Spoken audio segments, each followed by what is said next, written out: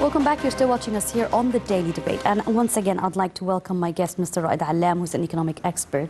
Thank you once again for coming in.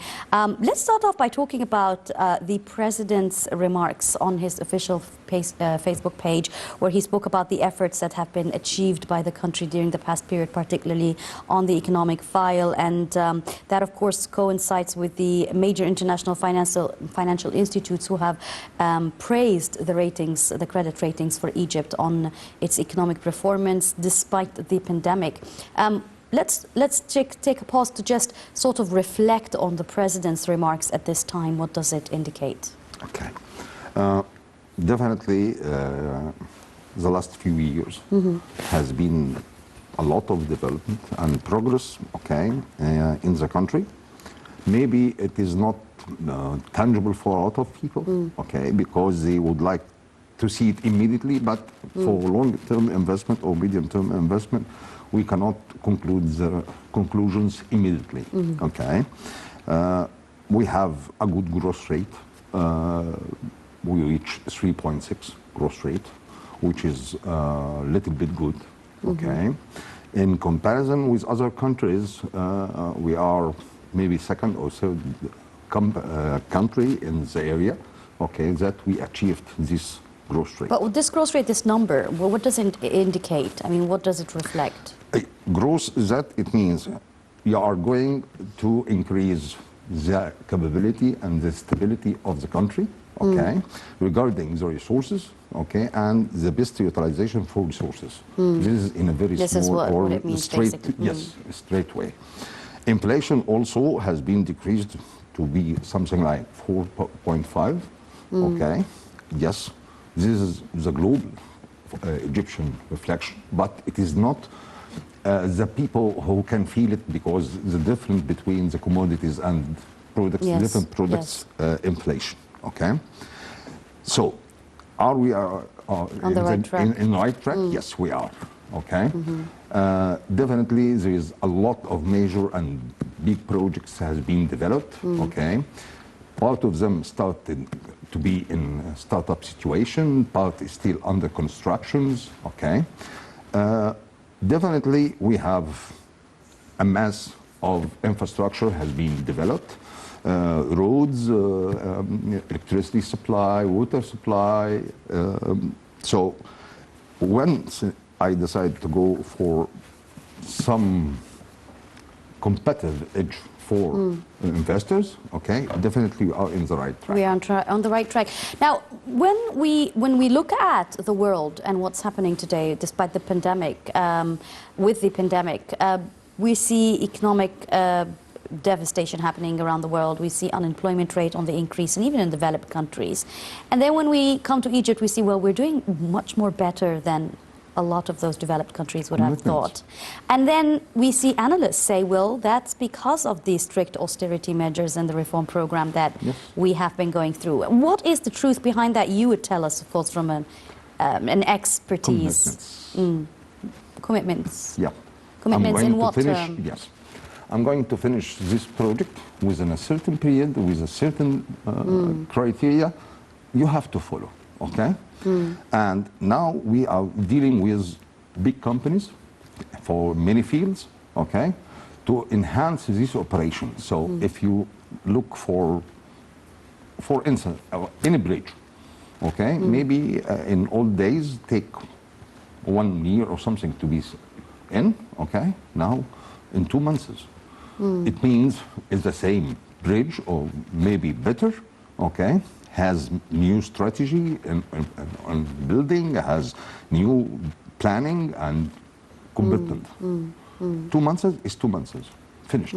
So it's the mega projects and it's the continuation and the very proper administration that has made Egypt successful on all levels. So what about the fact that people are saying also in terms of basic commodities and necessities that have been on excess here in Egypt, and this, in excess supply here in Egypt, despite the pandemic, while other countries were suffering because of the lack of imports. Again, does that pour into commitment? Let us talk about export and imports. Okay, definitely export and imports has more severely changes, okay?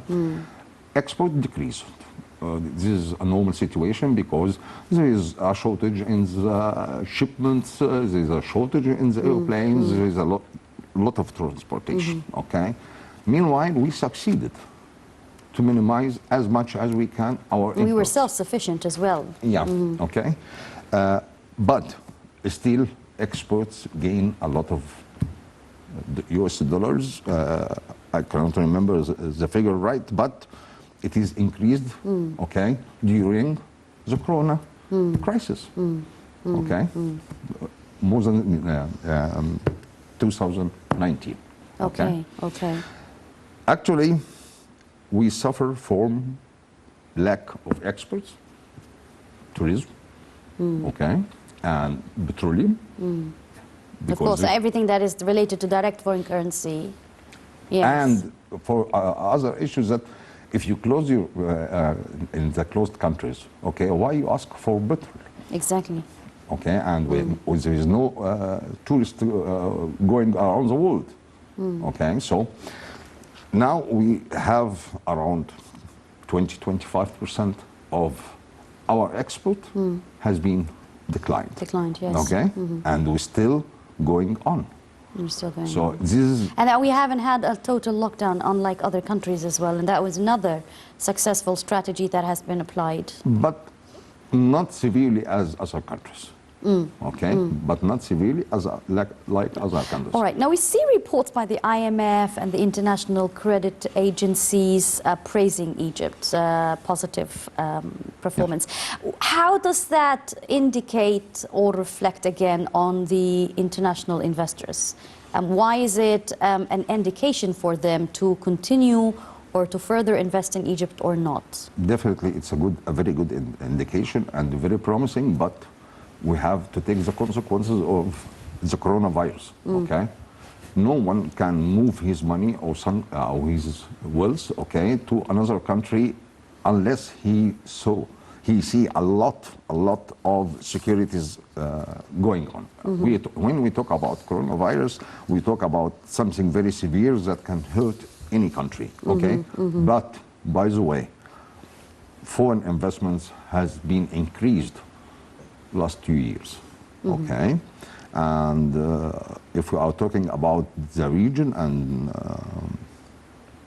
and Africa, okay, we are the first country, okay, guaranteed. All right, that's interesting to know. Foreign investments, okay? During the past 2 years. Yes. That's very great news, though. Yeah. So what was basically the strategy that was applied that had put Egypt at this level? Strategy, I'm sure a lot of people are working start to make a good environment for investments, okay? on legislations, basically. To start, let us talk about, we are going to make a new city, okay? Industrial city, for instance. If there is no roads, if there is no utilities, if there is no infrastructures, if there is services, no services, okay? Who's we're going not to come? succeeded. Of course. Okay, so this is what we are doing now. Not only in the nearby governorates, even in Upper Egypt. Yes, that's true. So you distributed your methodology and strategy all over the country, not belong to Cairo and Alexandria and so on. Yes, of course. To what extent is also Egypt's foreign relations having a direct impact on the investment? Does that have any kind of requirement? I mean, we do know that Egypt also on the foreign policy file has been doing very well, and wherever the president would go to visit all across the globe, there would always be memorandums of understandings and signings for projects and mutual economic cooperation. Has that too also played a role? And we do know that there's always further committees that would be visiting here and there with the countries to ensure that on an expert level these memorandums of understandings are actually on concrete ground. How have you noticed these changes in terms of foreign policies during the past couple of years? If we are talking about attracting investors, okay, yes, we do a good job, okay, and we do a very, very thoroughly procedures for it. But if we expect that we have to receive it immediately, that doesn't happen. This is another issue. okay? If you prepared a good relation and you will build up some concrete relations and confidence in the Egyptian situation, okay? Definitely it's okay.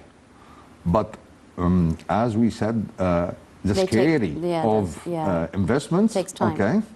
Definitely, they will have to think, okay, if there is some lockdown, if there is some whatever, okay, crisis happened, what we are going to do. So can we say that we are more successful at having short-term plans or long-term plans, or we are still experiencing our long-term plans, outcomes and consequences? I mean, how do you evaluate that, generally speaking, as an economic expert? Okay. When you are going to sustainable development, definitely, you have to look for a long-term plan. Yes, and Egypt does have a clear sustainable development agenda for 2030. Yeah, okay. So I'm going to do this and this and this and this, okay? The problem is the timing. The timing. The timing. But that's not really a problem now. I mean, if you look around, we just said at the beginning of your conversation, commitment was one of the reasons why everything was so successful. Yeah, it's because you are abiding by time. We are successful to meet this deadline. problem. Yeah. But there is another constraint that we have to take it into consideration. Okay, if I'm going to establish a good relation with Italy, and they locked down, okay, or England, okay, and they locked down, okay. What's my alternative plan? Okay, for this is the idea. Yes, we built a good ground for everything, okay, but the opportunity, okay, because of unseen. Yes, unseen reasons, yes. Okay. Yes. But I think this is something that the whole world is going through right now. Yes. But the thing is that having an emergency contingency plan and committees that would instantly follow up on these developments and find out alternative opportunities, I think is the key to all this. Let's talk more about the banking sector, because there have been a lot of talks about that during the pandemic and even before the pandemic, during the whole economic reform program years. And you, as a banking background expert, tell us more about how this field in specific has developed and renovated during the past couple of years. If we are talking about the policy of the financial policies of the banking sector, it's definitely for the specialist is okay. For the specialist, what does that mean? For the people who knows a little bit about finance or economics. What about the majority who don't? This is because that's the point. Yeah, the majority of us don't. According to a lot of measures, okay, we have been asked to make economic reform in 1995. Okay. Okay. So if we decide, okay, let us float the currency, okay, fine. So we can increase it gradually, maybe by 50 piastres, £1 or something like this, okay. After what happened last years, starting 2011, okay, we have a lot of resources has been dispersed for nothing, okay. So it is some shock for some people. Okay, let us go for the hard way. Well, that was the only destination that was available at the first place, right? Yeah. I mean, nothing was real at that point before 2011. Us explain something that we have some way of thinking as Egyptian people. If we you're talking from a cultural perspective. Yes, I know exactly what you're about to say. And this is something that has to be changed at some point, because we will always be lagging behind the rest of the world without culture and our safe zone. And they said, okay, we are going to float the dollars and we to see what is going on coming soon. Yes. Everybody around becomes 60 or 70%. Yes. Everybody becomes a prediction. No, we'll go and buy dollars. Yes, that's true. Yeah. Okay, so according rumors play really well here. So according to the culture and the way of doing things, okay, they have to put it like this. And you make everything's worse. Yes. Okay. There's some suffering of it. Yes. Okay. The idea how to cure this suffering. Okay. But the way they did it, it is That's the applicable. thing, raising awareness of people. Maybe now we see the younger generation are much more aware of the banking system and how they need to manage their finances, even on an individual level. People were really using scarcity strategies in their life to buy things they need and they don't need. But now things have changed with the austerity measures that have been taking place, and people are now more aware in prioritizing what their needs are in terms of their own individual life. How has that shift in mentality helped the banking sector to be able to work with this reform program that was so resistant by them for so long? Yeah. Definitely, first of all, we have to give some learning curve, okay, for our people, okay, to think about what is a priority, what I'm going to do. Apart from eating, what is a priority for Egyptian people? Okay. Yeah. And if I need this or I don't need this, okay, okay. If the benzene has been increased, so I have to use other option or not? Yeah. I mean, you have, we have to change the way. Yes, we're thinking. Okay, especially for middle ages and old ages. If we are talking about banks, okay, banks has two products. Okay, financing projects.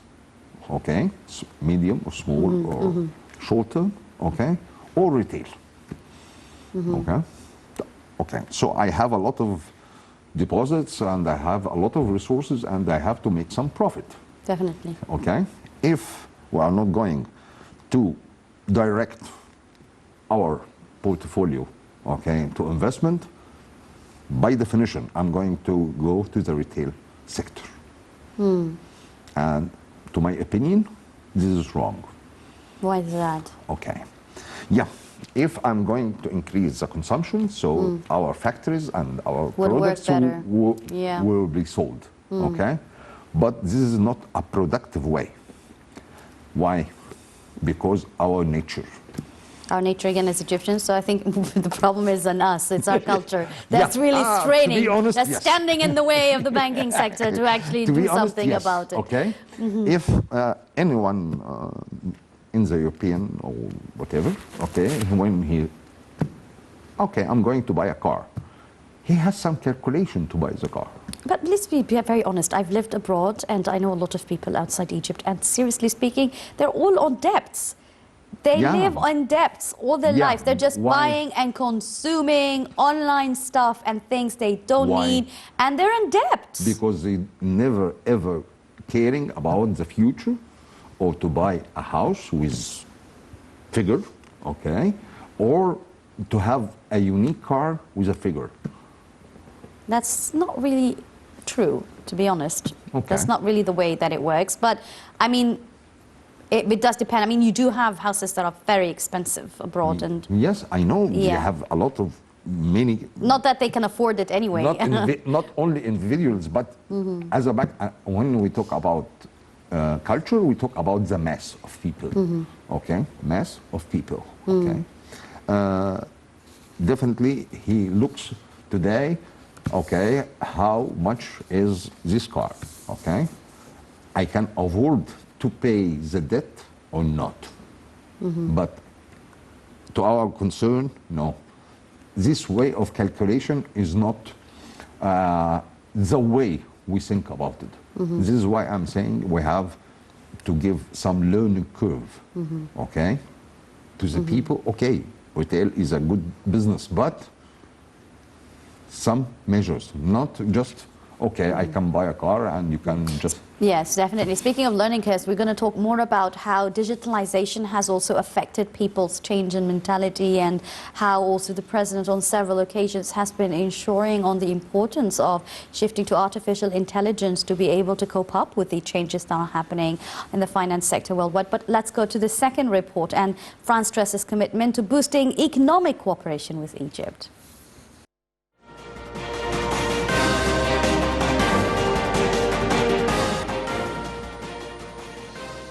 Ambassador of France to Egypt, Stéphane Ramate, has asserted the continued commitment of France to strengthening economic cooperation with Egypt over the coming period.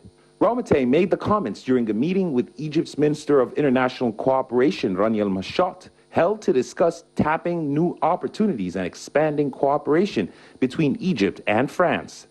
El-Mashat said that during the coming period, Egypt and France will establish a new bilateral cooperation that covers healthcare, energy, technology, agriculture, and transport. During the meeting, the minister reviewed the ongoing projects within the framework of the Memorandum of Understanding signed in January 2019, supporting the energy program in Egypt to provide technical support for the electricity and renewable energy projects within the framework of the Energy Sector Budget Support Program.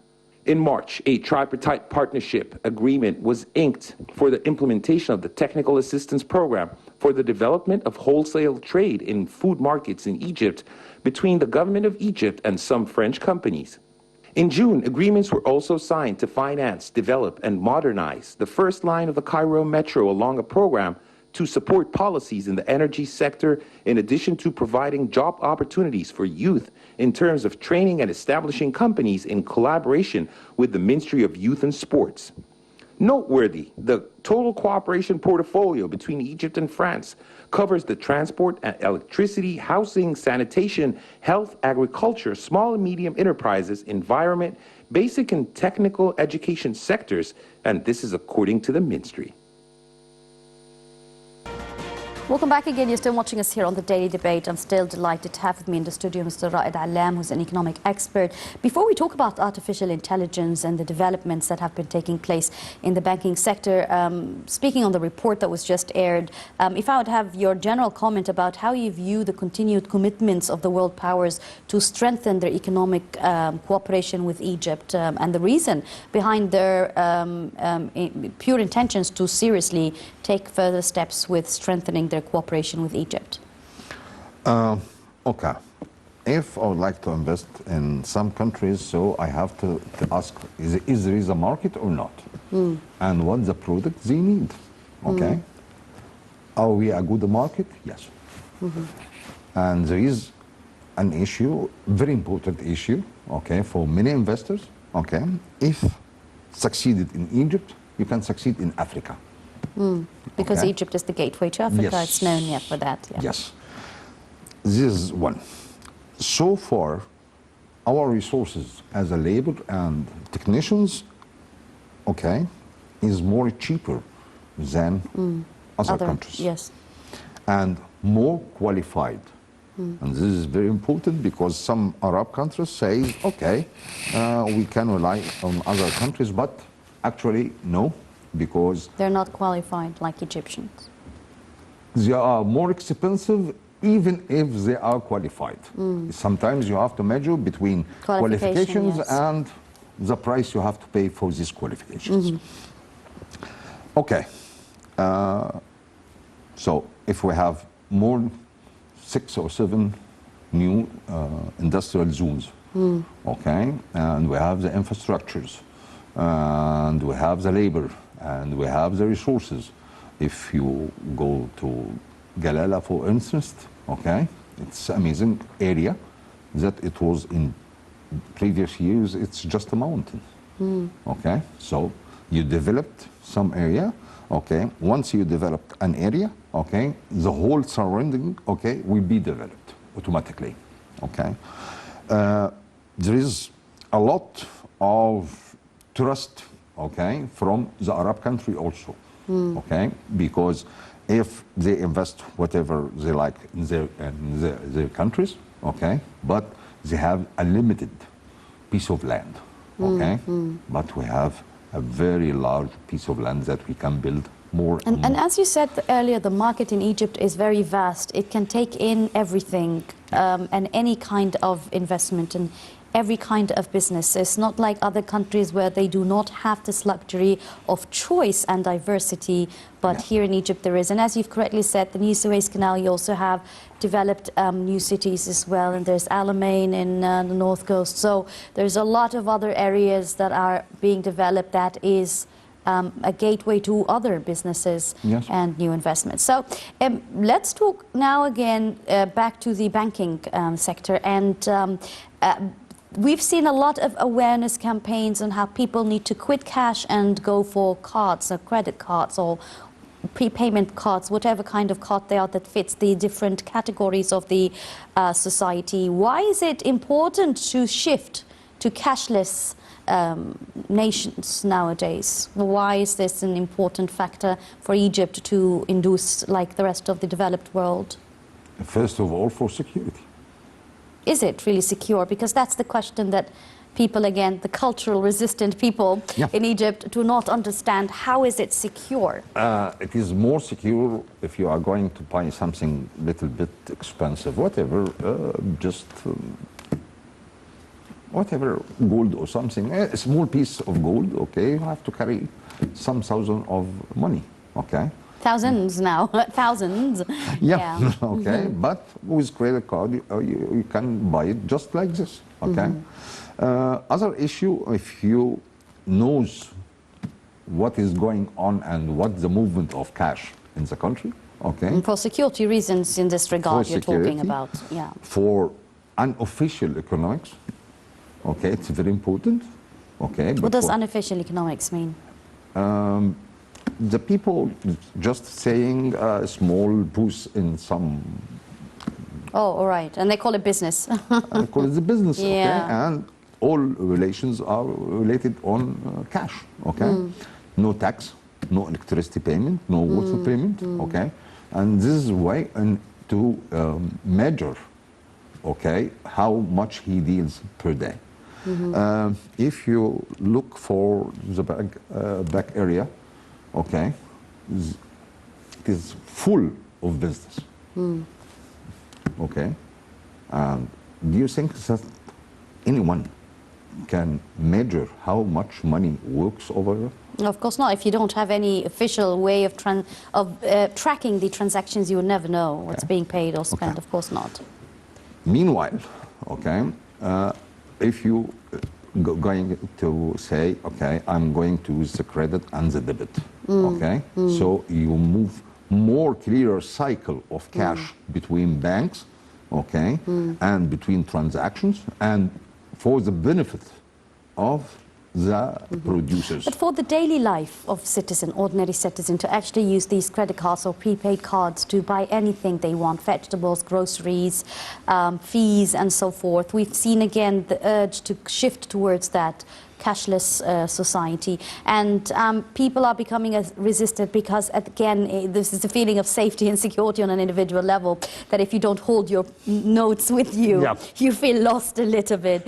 So we know that the rest of the world is going cashless as well, but there's a lot of hard work that's been behind the scenes in the sector to whether it is in planning or the networking, and that of course in cooperation with telecommunications ministry, and there's the Ministry of Interior for security reasons. So there's a lot of cooperation of different ministries to ensure that this is an easy process to be carried out by the individual citizens. If you want to talk more about behind the scenes, how this process works, to whether it is developing these cards, these machines, the extra centers for the banks, the new bank branches that are being opened. I know that in the break you told me that there's 37 banks in Egypt, and I was telling you that's hilarious because in New Cairo alone, I feel like they're over 100. But yeah, tell us about this, what's happening behind the scenes in the banking sector.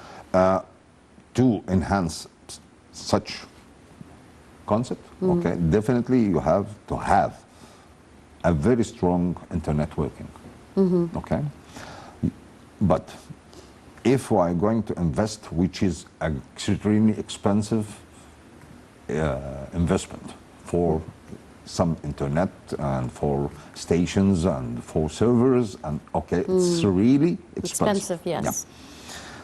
But again, the way we consume the internet using. Very wisely, very wisely. Okay. Social media 24/7. Yeah. We're using this is it a problem. very wisely. If I'm going to say, okay, I need this capacity to cover these operations, okay, and has been transferred because it is a matter of points to transfer to each other. Of course, okay. Yes. So, utilized for social media, okay? This is one of the problem. The other problem, the trust for middle and old ages in this plastic, okay? Is it plastic is money, okay? One day they said to me, why the people will not be happy, okay, by using this plastic card? I have to tell you something off record, but I just, as you spoke, remembered. You see, I'm a person who uses credit cards all the time, and I basically have no cash whatsoever at all. Unlike my dad, who has like 50 credit cards, and he never used any of them. Yeah. Because like, I don't want to use them. Why should I? The touch of money. Yeah, and I'm like, the 50, give me yeah. 10, you know, so Yeah. that's the thing. The touch of money. That okay? is true. You The do have touch- the older age, they are so resistant to using these It cards. is sort of wisdom, by the way. Yeah, if you want to talk about putting yourself in debt in one way. Yeah. But no, he doesn't have that debt issue anyway. That's a credit issue. But what I'm trying to say is that even that, no, I don't want to use. And he gets lost of, do I trust the machine? Is it going to deduct correctly or not? It is a part, but the other part, when he just counting how much he would pay, maybe he'd take another decision. Maybe, that's true. Because the touch of money. Yeah, unlike me, I'm telling you, you can never find cash in my wallet. There's only credit cards. Yeah, but okay, just give. And I'm shocked. Okay, this is my statement. Is it possible? This is a problem. That is a problem. Tell me about it. Yeah, where did my money go? Well, this is, again, this is a should for learning curve.